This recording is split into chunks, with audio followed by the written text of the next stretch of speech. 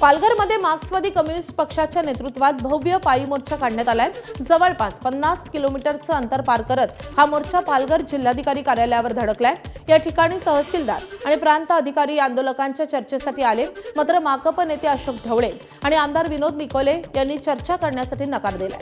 आज चर्चा करू असं त्यांनी सांगितलंय। तोपर्यंत ज्या ठिकाणी आहोत त्याच ठिकाणी ठिय्या मांडू असा इशाराही त्यांनी दिलाय। पालघरमधील वाढवण प्रकल्प रद्द करावा, पिण्यासाठी आणि सिंचनासाठी पाण्याची सोय करावी यासह इतर अन्य मागण्यांसाठी हा मोर्चा काढण्यात आलाय।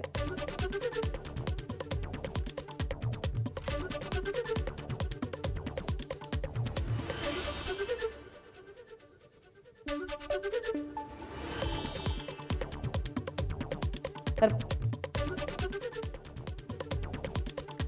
आपले प्रतिनिधी राजू सोनावणे सध्या आपल्या सोबत आहेत। राजू, आज या मोर्चाचं स्वरूप नेमकं कसं असणार आहे आणि त्यांच्या मागण्या मान्य होणार का, त्यासाठी आता मोर्चेकरी कसे आक्रमक झाले? अगदी आपण पाहतोय की कम्युनिस्ट पक्षाचा मोर्चा जो आहे तो आता पालघरच्या जिल्हाधिकाऱ्यावरती धडकलेला आहे आणि रात्रभरापासून चारही बाजूने जे आहे हा मोर्चा जो आहे तो आपल्याला या ठिकाणी आलेला पाहायला मिळतोय। सगळे शेतकरी असतील, स्थानिक जे आहेत या ठिकाणी पोहोचलेले आहेत आणि एक प्रकारचं जे आहे ते चारही बाजूने घेराव जो आहे तो कलेक्टर ऑफिसला घातलेला पाहायला मिळतोय।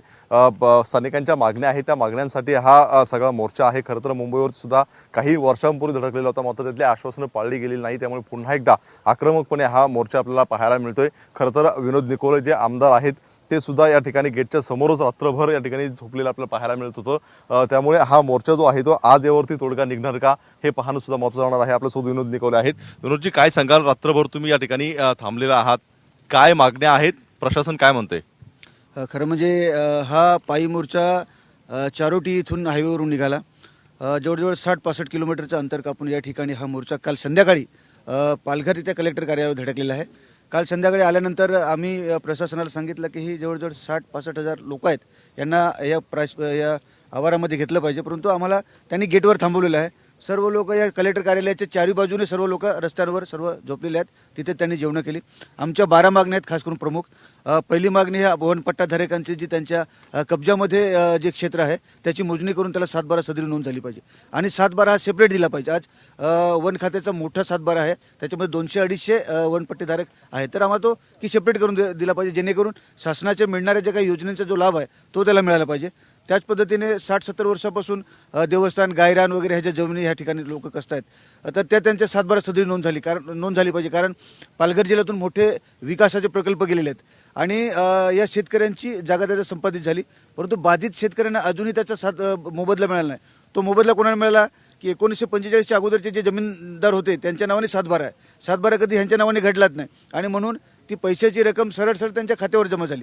आता भविष्यामध्ये अशा प्रकारचे प्रकल्प गेले आणि जर जागा संपादित झाली तर पुन्हा हे सर्व शेतकरी रस्त्यावर येणार, म्हणून ती सुद्धा जागा या शेतकऱ्याच्या 7/12 नावे झाली पाहिजे। पण एक प्रश्न आहे का, तुम्ही आमदार आहात, गेटच्या समोर रात्रभर झोपलेला आहात, प्रशासनाला जाग येत नाहीये का? मी आता खरं म्हणजे शेतकरी कामगारांचंच मी प्रतिनिधित्व करतो, त्यामुळे माझे बांधव शेतकरी जिथे झोपतील, रस्त्यावर झोपतील, तर रस्त्यावर मी सुद्धा झोपलेलो आहे। या ठिकाणी रात्रभरापासून मी झोपलेलो आहे। प्रशासन रात्री आम्हाला बोलवलं होतं चर्चेला, परंतु मी स्वतः 65 किलोमीटर चाललेलो आहे। माझे पण पाय आता दुखायला लागलेत, पायाला फोड आलेले आहेत, तर चर्चेच्या मानसिकतेमध्ये आम्ही काल रात्री नव्हतो। आम्ही प्रशासनाला सांगितलं की उद्या म्हणजे आजच्या दिवशी 11 वाजता आम्ही शिष्टमंडळ जाऊन चर्चा आम्ही करणार आहोत। काही वर्षापूर्वी हेच लाल वादळ जे आहे ते मुंबईत सुद्धा घोंगावलेलं होतं, मोठ्या संख्येने मुंबईत दाखल झाले होते, ह्याच मागण्या होत्या। सरकारने त्यावेळेस आश्वासन दिलं होतं आणि मोर्चा मागे घेतला होता, अजूनही या मागण्या पूर्ण झालेल्या नाहीये। कारण तो मोर्चा नाशिकवरून निघाला होता आणि तो पायी मोर्चा पूर्ण महाराष्ट्रातून आमचे शेतकरी आले होते। हा फक्त पालघर जिल्ह्याचा आहे। आजी 60-65 हजार लोक हे फक्त पालघर जिल्ह्याचे, पण त्यावेळेस पण काही आश्वासनं दिली ती सरकारने पूर्ण केलेली नाहीत। आज तुम्ही विचार करा, 2 दिवस आमच्या भगिनी आहेत, काही वृद्ध आहेत, हे चालतायत का? हौस आलेली आहे का लोकांना? पायाला फोड आलेत, रक्त निघाले, हौस आलेली आहे का? परंतु काय करणार, शेवटी आमच्याकडे पर्याय काय आहे? ह्या आंदोलनाशिवाय आमच्याकडे पर्याय काय? सरकारने त्याची दखल घेतली पाहिजे। खरं म्हणजे आज ह्या परिस्थितीमध्ये लोकांना थांबावं लागतं, हे बरोबर नाही, योग्य नाही आहे। सरकारने दखल घेतली पाहिजे। आज काय तुमची नेमकी रणनीती असणार आहे, काय तुमचं पुढची पाऊल असणार आहे? आम्ही ही शेवटची लढाई लढण्यासाठी, शेवटची म्हणजे पूर्ण तयारीनिशी आम्ही उतरलेलो आहोत। कधीपर्यंत रडायचं, सरकारकडे दया मागायची, आम्हाला आमच्या नावे करा, आम्हाला जमीन नावावर करा, कधीपर्यंत? आम्हाला संविधानाने अधिकार दिलेला आहे. आम्ही रस्त्यावर उतरून शांततेच्या मार्गाने या सरकारला, प्रशासनाला आमच्या मागण्या मान्य करायला लावू. चारी बाजूने लोक बसलेले आहेत. आम्ही सांगितलेलं आहे, आमच्या कमिटीने ठरवलेलं आहे की जर आमच्या मागण्या मान्य केल्या नाहीत तर हे 60-65 हजार लोक आहेत. अजूनही मी आमदार म्हणून आमच्या पालघर जिल्ह्यामध्ये संबंध ग्रामीण भागातल्या शेतकरी कामगाराला आवाहन केलं की तुम्ही या. आज मोर्चेकरी आणखीनच आक्रमक झालेले आहेत, त्यामुळे आज दिवसभर काय होतं या संदर्भातले अपडेट जाणून घेत राहू. राजू, धन्यवाद या सगळ्या सविस्तर अपडेटसाठी.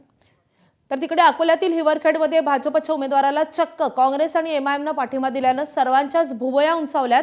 हिवरखेड नगर परिषदेमध्ये बाल कल्याण समितीच्या उपसभापती पदाची निवड प्रक्रिया पार पडली आणि यामध्ये भाजपकडून अनिता वाकोडे यांनी आपला उमेदवारी अर्ज दाखल केलाय. मात्र या अर्जावर असलेल्या नावांनी राजकीय वर्तुळामध्ये मोठी खळबळ उडवून दिली आहे. त्यांच्या नामनिर्देशित अर्जाच्या सूचकामध्ये काँग्रेसचे नगरसेविका रुबिजा अब्दुल सलमान यांचं नाव आहे, तर एमआयएमचे नगरसेवक आझम खान सुभेदार खान यांचं नाव अनुमोदक म्हणून आहे. त्याचे पुरावे देखील समोर आले. एबीपी माझा, उघडा डोळे बघा नीट.